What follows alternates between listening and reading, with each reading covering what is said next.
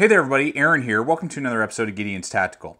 Today, upon popular request, I'm going to do a side-by-side comparison versus video for you of the classic and well-known ESEE Izula and the previously reviewed Banshee from Ghost Knives. That's what we have down here. Now, before we kind of get into this, and I know a lot of you guys were asking me when I did the review on the Banshee, how does this compare to the ESEE Izula? I got to tell you, I am not an ESEE hater. I love ESEE, and ESEE isn't perfect by any means. They have very classic, simple, basic designs, but there are a lot of other knives out there on the market that can do what ESEE does in just a different way, and sometimes they can even take what ESEE has originally done and then even improve upon it. And I believe that's really what we're seeing here in this comparison video. So again, I love ESEE. I'm not an ESEE basher. I have an entire line of ESEEs that I use on a regular basis, and they are extremely awesome and reliable knives, but that doesn't mean that they're at the pinnacle and no one can touch them. And I believe that's going to be the case as we're about to look here in this side-by-side comparison of this Banshee and Izula. So let's get to it. Okay, one of the first things I want to talk about here is blade performance. Now, the ESEE Izula that we have right here is made out of 1095 high carbon steel, and the Banshee is made out of D2 tool steel, which is a semi-stainless. So it has some high carbon and also has some stainless in it to kind of make it this, duality of steels. And what you're going to find first off is that the ESEE Izula is going to have about a 0.1 inch longer blade, a cutting edge, what I'm talking about here, cutting edge. It's going to have a more abrupt sweep up and not so much of almost a spear point like what the Banshee has. The ESEE Izula has a full flat grind as well as the Banshee. They're both going to come with great edges, and they're about the exact same thickness. You're not really going to see any difference there on the thickness of the blades. The Banshee, I think, might be like 0.1 inches thicker, but very, very similar on their thicknesses. But you will see that the Banshee has a little bit of a stouter tip than the Izula does. So depending on how you use your neck knives and how abusive you are with knives, that may deter and or dictate which one would be more of a preference. But what I've found, guys, when I use these knives is that there's zero difference in how the blades perform cutting through material because of how thick they are, because of their full flat grind, and within 0.1 or 0.2 inches of each other on the length of the cutting edge, they're going to be able to process food the same, cardboard the same, rope the same, wood the same. You're not going to see any difference in that capacity, but you are going to see a big difference in edge retention. The D2 steel that you're going to see here on the Banshee is going to hold a much longer edge for a longer period of time than your 1095 ESEE will. So there's definitely a level of that, and the fact that it's semi-stainless steel, it's not going to rust as fast. D2 will absolutely rust, but it won't rust as quickly as the 1095 will.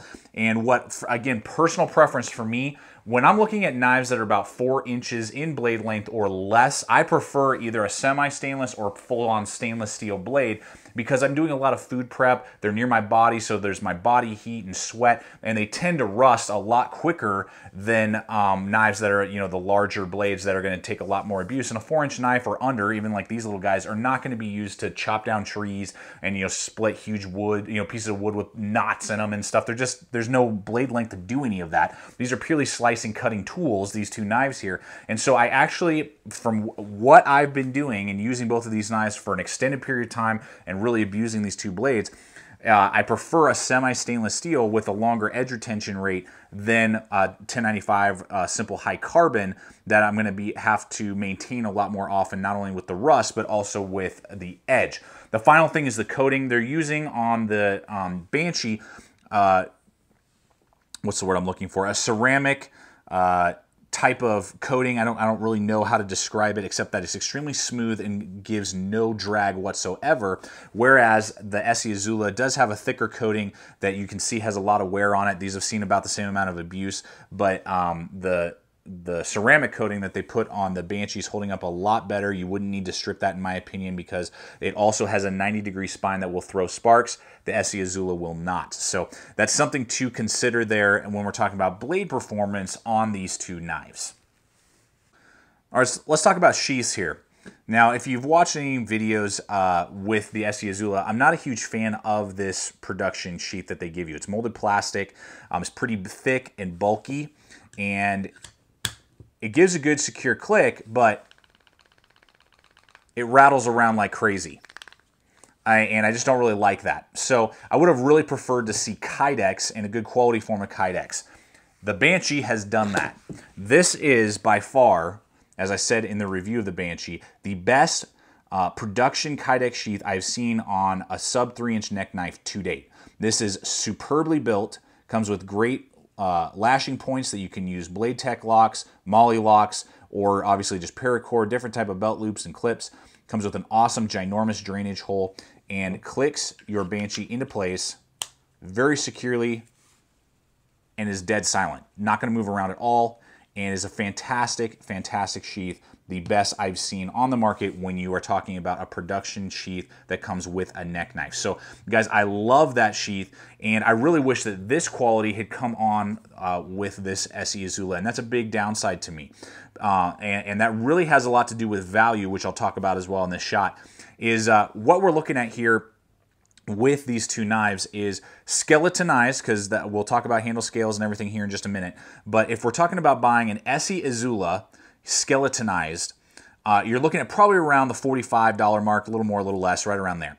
And you're looking at $80 for the Banshee. Now, I know that is almost double the price point, okay? And I get that, and I know for some people, they're willing to live with this level of sheath for that price point. Totally understand, totally get it, no problem.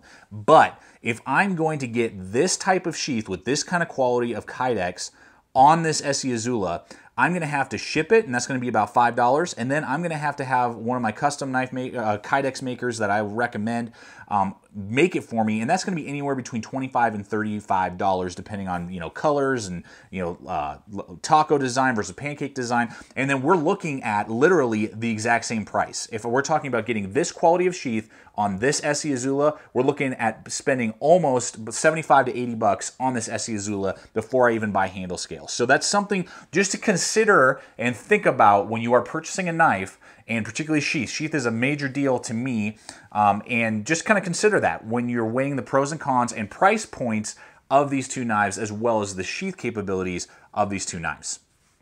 All right, now let's go ahead and talk about ergos here and the ergonomics. Now, if we're talking about purely skeletonizing the knives and not buying handle scales, I'm going to have to tell you right out of the gate that the Banshee is going to be a better setup for you. The reason for that is it's going to have a much longer, and you can just see in the picture here, this is going to have a much longer, wider handle.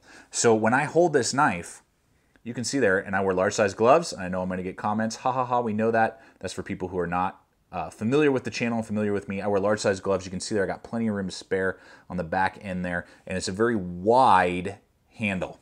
Whereas on the flip side, when we're talking about the ESEE Izula, you can see it's a much narrower handle, and when I grab it, I don't have as much real estate. There's nothing sticking out the back. My pinky's almost starting to want to kind of come off a little bit. I get a good grip, but if I'm going to just paracord wrap this handle, I'm not going to enjoy it anywhere as much as the real estate that the Banshee is going to give me. But on the flip side, and I got to tell you, I love handle scales on neck knives. I really like that option.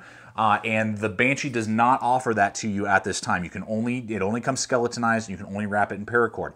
The ESEE Izula, for $15 more, you can get G10 handle scales for what you see here, and you can bolt those on, and that's definitely going to help not only just with the overall feel, it'll definitely be thicker, obviously, in your hand than the paracord wrap model, and it will fill it out that way. But again, there's not going to be as much real estate on the back end. That's where an ESEE Izula 2 might come into play a little bit. But even then, now we're starting to get real close to the price point of the Banshee again, and still coming with a low quality sheath, in my opinion, compared to what the Banshee offers. So again, it really depends. If you're a handle scale person, you're like, I got to have handle scales on my neck knives, the ESEE Izula is going to be the one that I'm going to recommend to you, hands down, full stop. But if you like doing paracord wraps and you don't mind that, and you're just wanting to look for the best handle when you're talking about wrapping it with paracord, the Banshee is going to be longer and fatter and fill out your hand a lot better.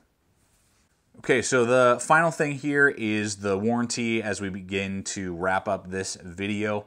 Now, this is always a big deal for a lot of people, and I know the ESEE lovers, and again, I am an ESEE lover. Don't get me wrong. I'm not saying that I think that ESEE products are crap or that the ESEE Izula is junk. I'm not saying that at all. The ESEE makes fantastic knives.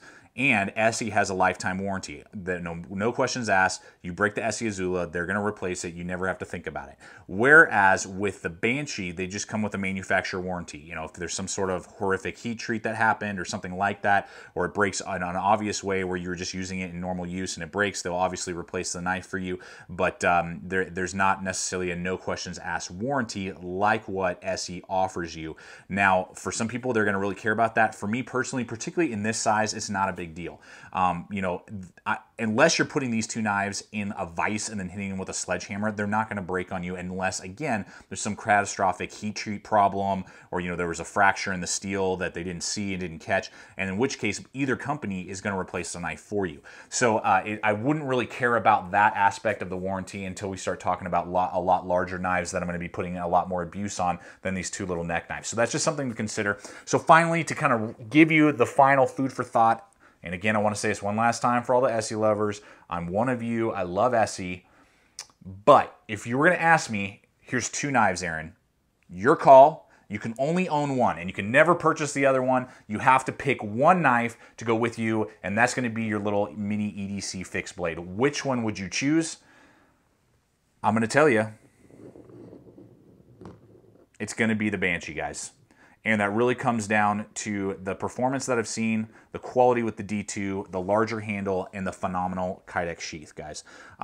Between the two, and the fact that I can throw sparks with the spine without having to modify it at all is phenomenal. So something to consider there, guys. I really hope that this video has helped you out with your purchasing decision, shown you not only the ESEE Izula and a knife company, the Ghost Knives Banshee, that has come along and basically taken, in my opinion, what ESEE has originally done with the Izula and then just tweaked it and worked on it and really seen some of the pros and taken some of the cons and modified the Banshee to basically, in my opinion, if you're willing to throw down that money of about almost double the price of getting yourself a phenomenal, in my opinion, knife. So I really hope ultimately, guys, this video has just helped you out with your purchasing decisions, kind of giving you some food for thought. You think about it, you decide what's more important to you. Handle ergonomics, handle scales, sheath quality, not sheath quality, D2, stainless steel, semi, high carbon, whatever. You decide, but I really do hope that this video has really helped you out and pointing you in the right direction when it comes to neck knife purchases. So thank you so much for checking out the channel, watching this video. Please like us on Facebook, Twitter, all the relevant social media. And as always, remember to stay equipped, stay prepared, and we'll see you out there.